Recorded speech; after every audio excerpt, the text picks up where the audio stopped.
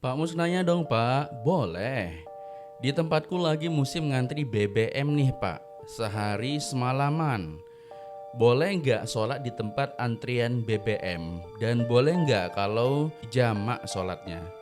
Oke, jadi ini maksudnya berarti sholatnya di jalan gitu ya, sambil ngantri.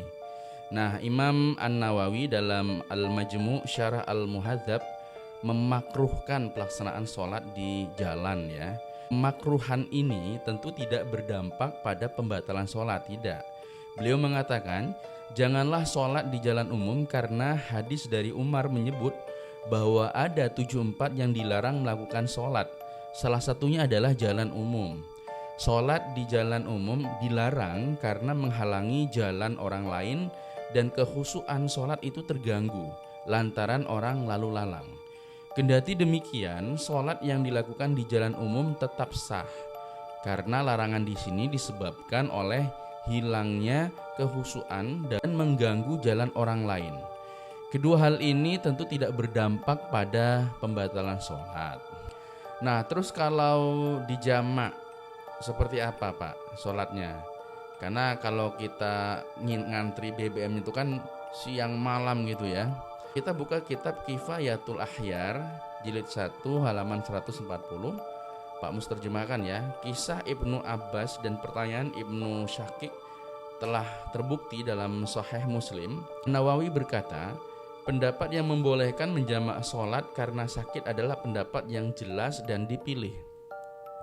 Sebab telah ditegaskan dalam Sahih Muslim bahwa Nabi SAW menjamak sholat di Madinah tanpa sebab rasa takut dan tanpa hujan.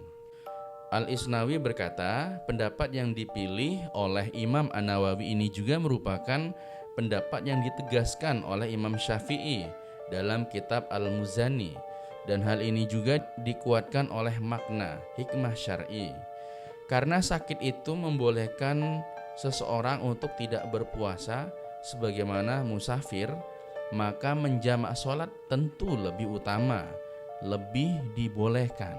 Bahkan sekelompok ulama membolehkan jamak sholat dalam keadaan mukim karena adanya hajat, selama tidak dijadikan kebiasaan. Nah, jadi gitu guys ya. Jadi ngantri BBM siang malam itu tentu ada hajat tersendiri ya.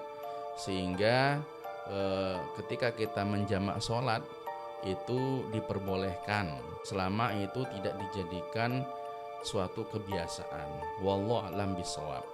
Silakan tulis komentar kalian terkait permasalahan ini dan tulis kalian ingin